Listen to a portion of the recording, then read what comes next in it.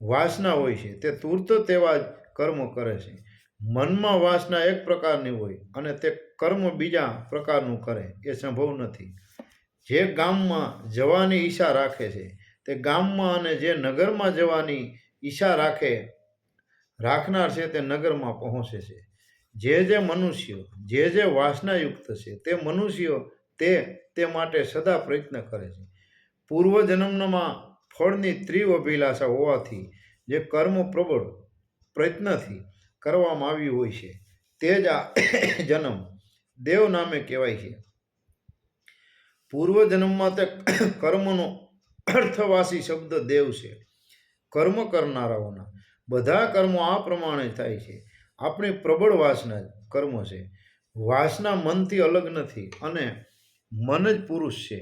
અર્થાત પુરુષનો સંકલ્પ હોવાથી તે પુરુષ રૂપ છે. મન વગેરે ભાવને પ્રાપ્ત થયેલો આ પ્રાણી પોતાના હિત માટે તે જે પ્રયત્ન કરે છે દેવ નામે પસરીને પોતાના તે કર્મથી તે અંદરરૂપ ફળ પ્રાપ્ત કરે છે.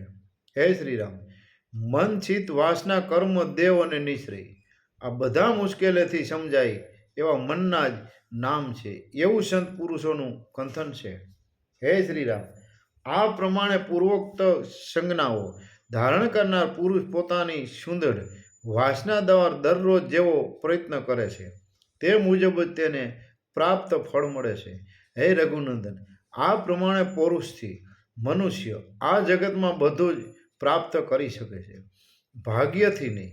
તેથી તે પુરુષાર્થ તમારા માટે શુભ ફળ આપનાર બનો.